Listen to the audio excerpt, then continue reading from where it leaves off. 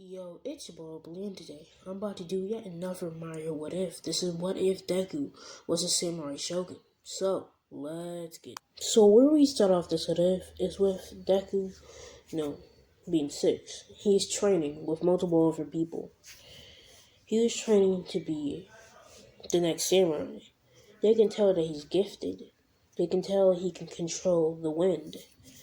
And that's not his quirk. It's just every generation there's one person in the samurai tribe that can control the wind. Since the last person died, it got passed on to Deku. The person who had it last is Deku's grandfather. So Deku is training,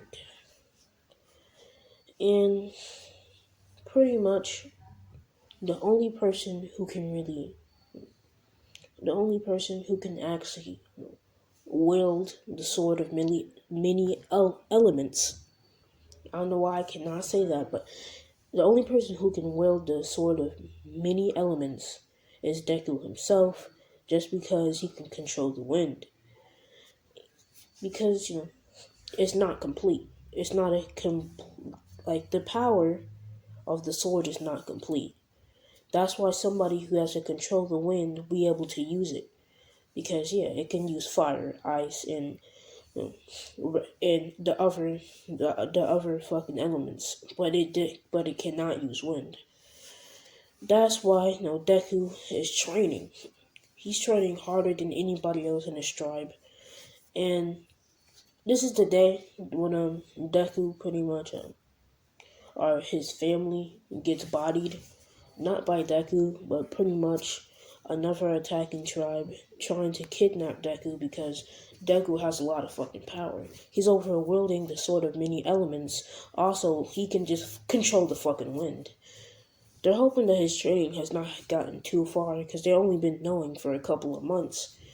Meanwhile, Deku has been training for 2 years already. So, Deku and his family gets attacked.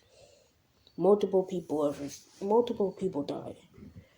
People like Deku's grandma. His mom do not die.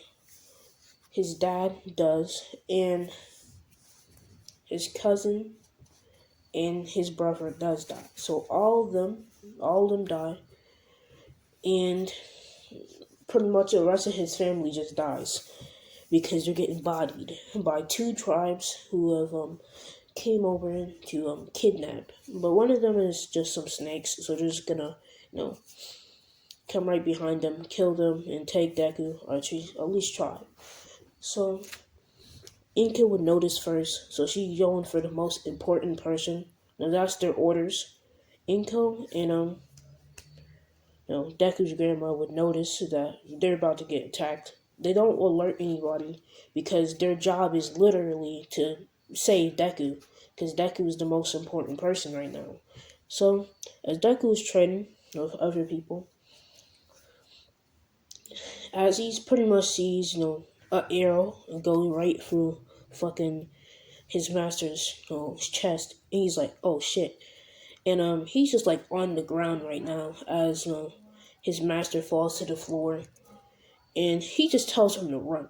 And Deku runs into like the mansion that they live in, and right,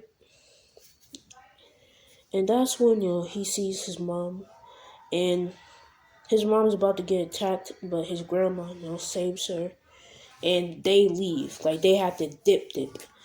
So Inko, she dips, and the rest of them are kind of left there to die. That's tough. But Deku, he still has a sword of many elements, and they're stuck looking for everybody. And they're like, we let them get away. And the Grand General, I'm just making shit up at this point. I don't even know what I'm talking about. But the Grand General, right? He pretty much pulls up, and he's from one of the tribes that are attacking Deku's family. And before he truly kills Deku's master, he's like, okay, we could help you, but only if you tell us. Only if you tell us where Where did they go? And he's like, who are you talking about? No, he just has a cap. He doesn't really know where they went, but he can't really he can't he has to act like he don't know anything. And yeah, the general just pretty much takes his sword, puts it in just stabs it in Deku's master's name, leg, and right, and he's like, yeah, don't lie, yeah, just that's not gonna be good for you, buddy, and yeah, he kind of he knows who they are. He just confesses, yeah, I was training him. So what? I don't know where they went. All I know that our orders to protect him, and if he's gone, well, we did our job. Like I don't really care. Like we did our job, kid. Like you still lost in the long run because you didn't get him. And yeah, just making the general mad. So he just take the sword out of him and just fucking take off his head, and they dip. And the general just orders his guys to go kill the other guys because they're not doing their job, and he thinks that he's the best. So yeah, pretty much, this is where Deku and his mom they get to the city. Okay, they've been sprinting, bro. They're fast as shit. Okay, so right, they get to the fucking they get to the fucking. So yeah, they pretty much get to the city after just running there for hours. And you know, I say Deku family don't really travel outside. They pretty much just live in that whole fucking area. And as Inko thinking about it, she's like, hold up. Hold up. How the fuck they just do that? Cause this is a whole fucking palace and they got through. And pretty much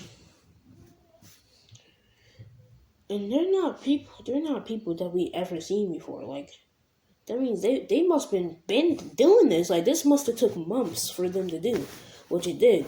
Like they didn't just pull up and do this out of nowhere.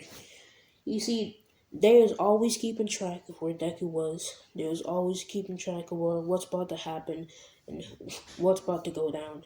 They were killing tribe to tribe in there, and they was going for Deku and his family last, so no one can actually help them. And he's thinking like, yeah, that could be a possibility. But meanwhile, yeah, they arrive in the city, and yeah, they're in Tokyo, I guess, and like I said, they used to live in the mansion, so they just buy fucking another one because they're rich, and this is where Deku would pretty much be like, okay, so Deku would have to go to Bakugo school now. So Deku, he's still 6. He going to Bakugo school, and people ask him what his quirk is, and he tells people air manipulation or more like wind manipulation. He can just control the wind, and it's kind of how his mother got telekinesis, but it kind of works a little bit more differently. So pretty much, Deku, he's over here just chilling. And Bakugo, when he hear air manipulation, he's like, okay, yeah, that's cool, but your quirk ain't cooler than mine. And Deku just asked what his quirk, and he said it's explosions. And Deku just kind of chuckled because that shit's funny.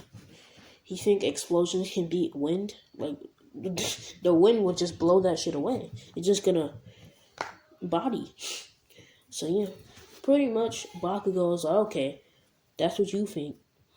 And ever since then, they kind of have beef, and that's kind of what happens between Deku and Bakugo.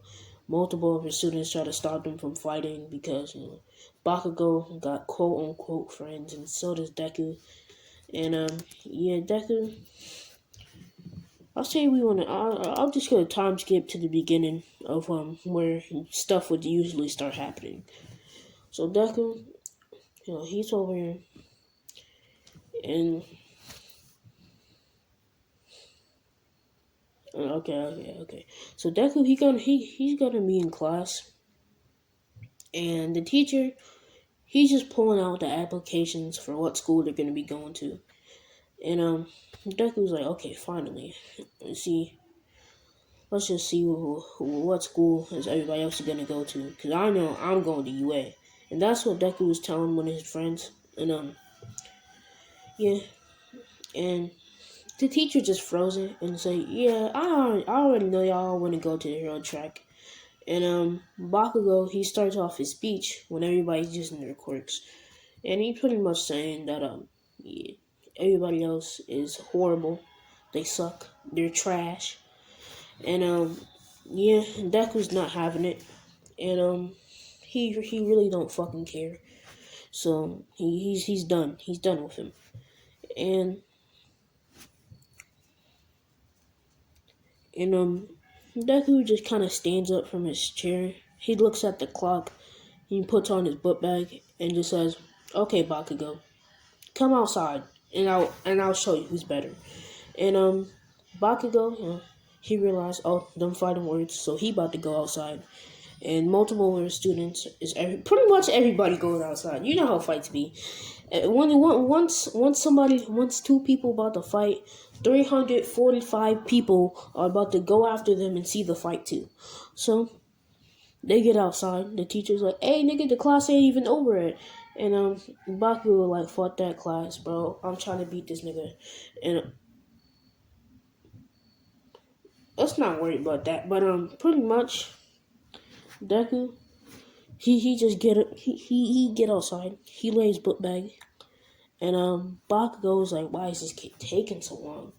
And this is where Deku just kind of pulls out this handle, and he presses like a button, or like more like a switch. He presses a switch, and that's when it brings out the fucking base. Then the blade just comes out, and people are noticing, like, what the fuck? He got a sword with crystals on it, and the crystals are what fueling the ice, the fire, and the rest of the elements, and that's how he's using it. Pretty much how like lightsabers kind of work, but pretty much he just kind of like uses lightning, which would be the white crystal, and Deku, he's using lightning against Bakugo, and Bakugo was like, "What the fuck is this, bro? This don't make no sense." And technically, his quirk is imperfect without the sword of many elements, and so is the sword without his quirk. So it should be a part of his quirk. It should be a whole different. It should not be a whole different thing. See, Deku said, "Nah, bro, I forgot to tell y'all this." And he just bodying Bakugo, because Bakugo is not gonna fight lightning with explosions. It's not gonna do anything. And even if Bakugo can even try to get a lucky shot, then he can just like douse his explosion with water. Then, literally, he can pretty much shift his water into ice. Like he's shifting his water into ice. Like he can just yeet water from his sword on the Bakugo arm while he's using the explosion. And that water that touched Bakugo would turn to ice. And now Bakugo can barely use the explosions. And every time he does, it's just gonna break the fucking ice. It's not gonna do anything, man. So pretty much, Bakugo is getting fucking bodied. If he gets too close with an explosion, okay, water turns to ice on his arm, then air pushes him away, then fire to keep him there, and Deku just uses lightning to zap him from far away. Like literally, he getting bodied, and there's literally no way that he's not. So when the teachers and security come out, and Deku's fucking calm, he's not even mad, bro. Like Bakugo is more angry than him. So the security they calm down the situation, even though Deku was calm, and Yeah, Deku, he kind of chilling, and he just kind of dip, and he kind of make it to the sludge villain, and he actually catch the sludge villain before he set up his trap to go get people, cause he fast as shit.